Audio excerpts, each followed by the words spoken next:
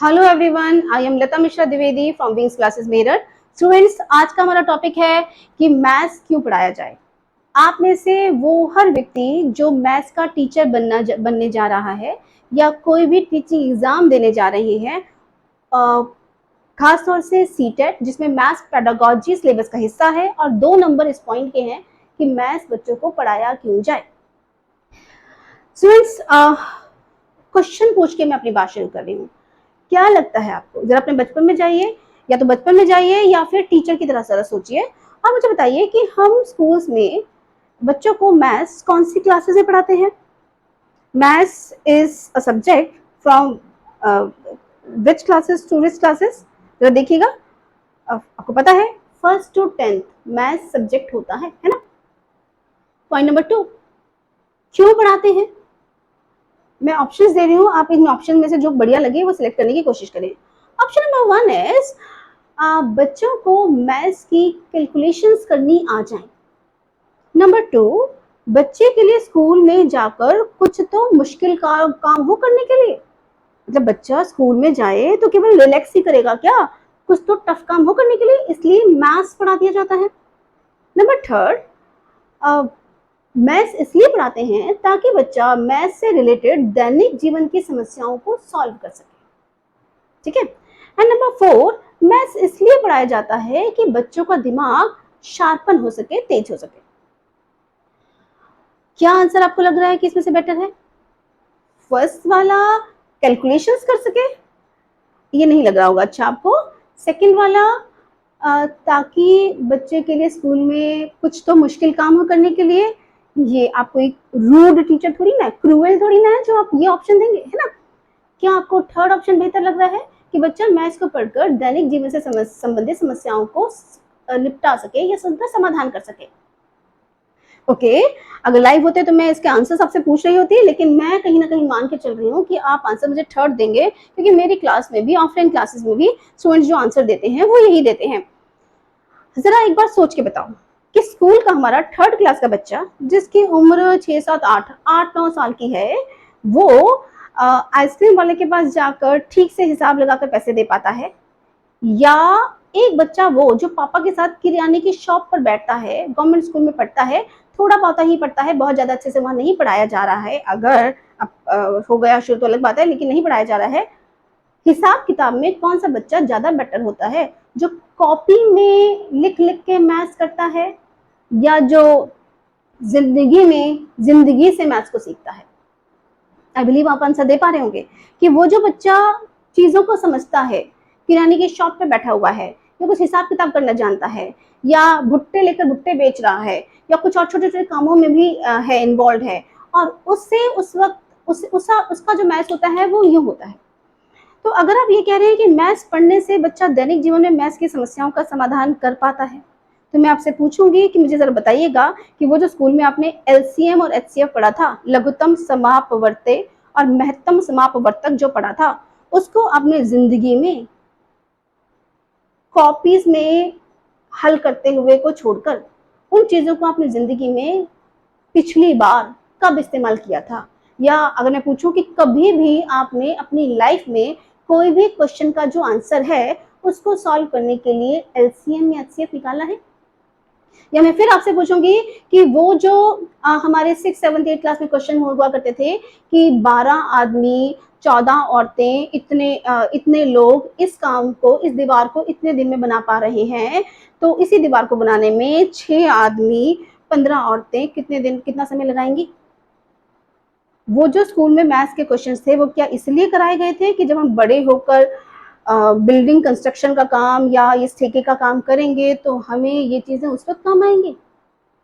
Students को पता है जवाब ना है, क्योंकि वो लोग जिन्होंने स्कूल की पढ़ाई मैथ्स के डर की वजह से बीच में छोड़ दी थी, वो तो फिर भी इन कामों में हैं, और जिनको ये चीजें बढ़िया सी आती थी, जो ये सवाल बहुत अच्छे से करके निकल गए, वो किसी बढ़िया बढ़िया जगह पर हैं, और जो लोग जिन लोगों को वहां स्कूल में ये सब निकालना नहीं आता था, वो आज इन कामों को बहुत प्रॉपर तरीके से करते भी हैं, जानते भी हैं, और उन्हें आपके स्कूल वाले मैथ्स के कैलकुलेशन की जरूरत नहीं होती है, उस फॉर्मूले की जरूरत नहीं होती है जो बच्चे को उस वक्त सिखाते थे।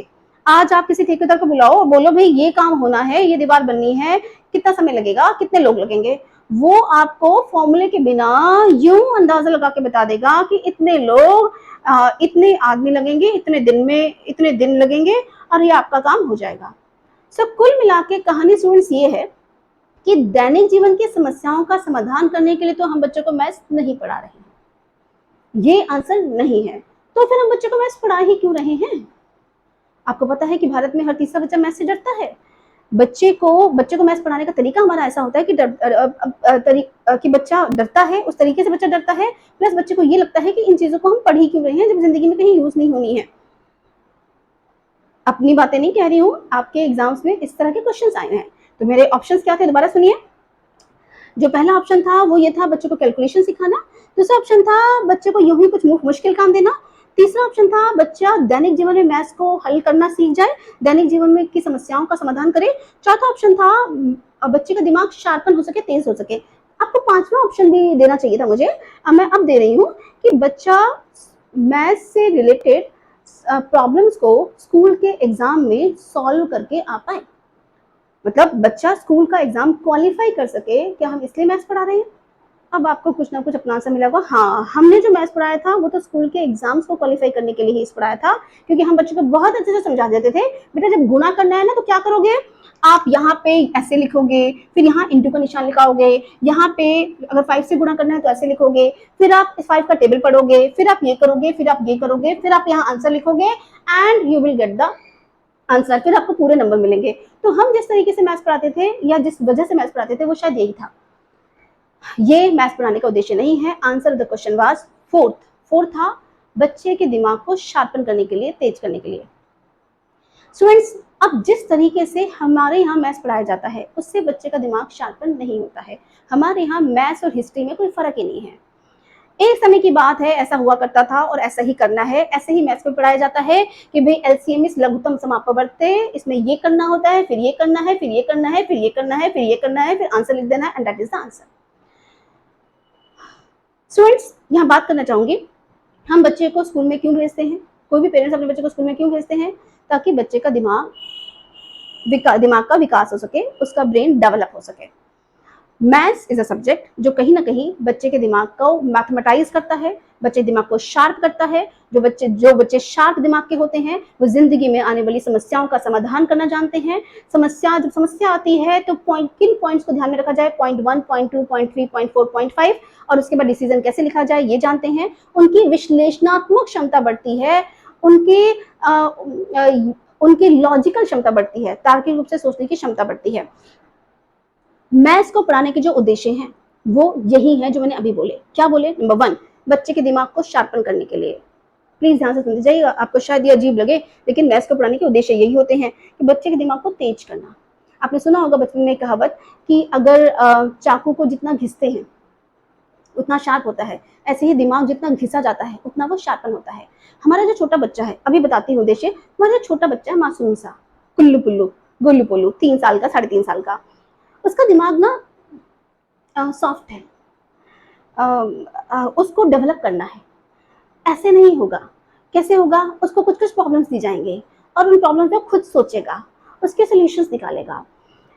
उसको पढ़ाने का तरीका ऐसा हो कि उसका दिमाग थोड़ा सा लगे, यूज हो, और होते होते होते होते जिंदगी में आने वाली जो असली समस्याएं हैं उनका समाधान करना तब सीखेगा जब आपसे ही थोड़ी थोड़ी समस्याओं का समाधान करना सीखेगा। तो मैथ्स बच्चे को इसलिए पढ़ाया जाता है ताकि बच्चे का दिमाग शार्पन हो सके, तेज हो सके, वो विश्लेषणात्मक तरीके से सोच सके, वो लॉजिकल तरीके से सोच सके, वो जिंदगी में आने वाली समस्याओं का समाधान कर सके, उसका दिमाग इस लायक हो, है ना। तो अगर मैं इसके उद्देश्य को करवाऊं, लिखने की और रट्टा मारने की जरूरत नहीं है, आपको समझ में आ जाएगा।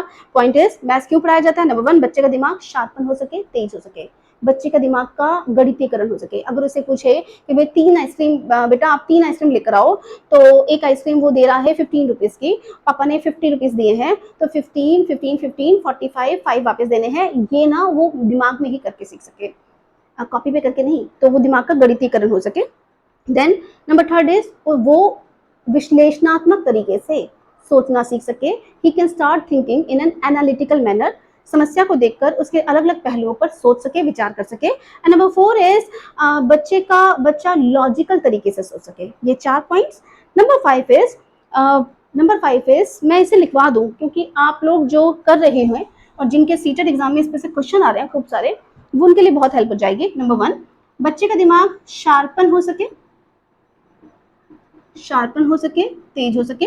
नंबर 2, बच्चे का दिमाग का गणितीयकरण हो, मैं हिंदी में लिख रही हूँ, बच्चे के दिमाग का गणितीयकरण हो सके, मैथमेटाइज हो सके। नेक्स्ट, बच्चा विश्लेषणात्मक रूप से चिंतन कर सके। नेक्स्ट, बच्चा तार्किक रूप से चिंतन कर सके,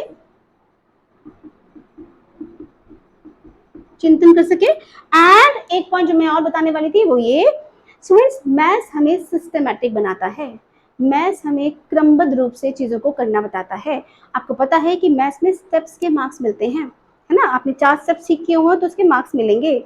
तो सिस्टमैटिक होना जिंदगी में जरूरी होता है।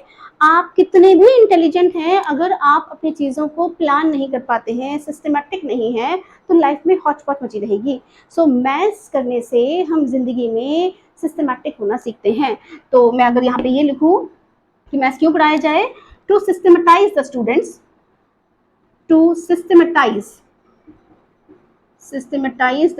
या मैं बच्चों में क्रमबद्धता की आदत का विकास करने के लिए, बच्चों में क्रमबद्धता की आदत का विकास करने के लिए। स्टूडेंट्स, ये उद्देश्य है मैथ्स को पढ़ाने के। अगर किसी मैथ्स के टीचर ने बच्चों को मैथ्स इस तरह से पढ़ाया है, अब ये कैसे पढ़ाया जाता है इसके लिए तो मैथ्स एक बार पढ़ा के दिखाना पड़ेगा, तो वो जब मैथ्स की क्लासेस होंगी तब देखेंगे। किसी टीचर ने बच्चों को मैथ्स को इस तरीके से पढ़ाया है, अब इस तरीके का नाम होता है आगमन विधि, इंडक्टिव मेथड, और भी कुछ मेथड होते हैं, प्रॉब्लम सॉल्विंग मेथड है, समस्या समाधान विधि है, सब बीएड की क्लासेस में है, सब आपके टीचिंग एग्जाम्स का हिस्सा है कि मैथ्स को हमें आगमन विधि से पढ़ाना है, निगमन से नहीं। आगमन से पढ़ाना है, निगमन से नहीं। अब जिन लोगों को आगमन निगमन नहीं पता है, कभी कोई और वीडियो दूंगी तब बताऊंगी। आगमन होता है, निगमन होता है, बच्चों को हम सीधे रूल बता देते हैं कि भाई ये ऐसे ऐसे होता है, ऐसे ऐसे होता है, मतलब सिंपल इंटरेस्ट का फॉर्मूला ये PRT/100 है, तो ये है, इसको याद कर लो, रूल बता दिया, क्वेश्चन बच्चा हल करता रहेगा। ये निगमन विधि है। आगमन विधि में बच्चे को वो एग्जाम्पल लेके इंटरेस्ट कितना बनेगा वो निकालना सिखाया जाएगा। आगमन वो होता है जो उदाहरण से नियम की तरफ लेके चलता है। मैंने आपसे कहा जो इंपॉर्टेंट पॉइंट है, जो आज का पॉइंट है, वो ये है कि स्टूडेंट्स, बच्चों को अगर किसी टीचर ने मैथ्स को ढंग से पढ़ा दिया, इन उद्देश्यों की प्राप्ति के लिए पढ़ा दिया जिसके लिए हम बच्चे को स्कूल भेज रहे हैं, तो आप मान के चलिए कि आपका बच्चा सही मायने में वो डेवलपमेंट उसका हो जाएगा जिससे कराने के लिए हम पेरेंट्स बच्चों को स्कूल भेजते हैं, या आप में से जिनके बच्चे हैं आप बच्चों को स्कूल भेज रहे हैं। और अगर कोई टीचर मैथ्स को भी वैसे ही पढ़ाता है, कैसे, जैसे हिस्ट्री को पढ़ाता है, या जैसे जैसे हिस्ट्री को पढ़ाता है, या जैसे किसी भी सब्जेक्ट को पढ़ाता है जिसमें निगमन विधि इन्वॉल्व है, तो उसका मैथ्स पढ़ने का फायदा केवल उसके एग्जाम के मार्क्स लाने तक ही है। अदरवाइज वो बच्चों के मस्तिष्क का विकास, मेंटल डेवलपमेंट नहीं कर पाएगा।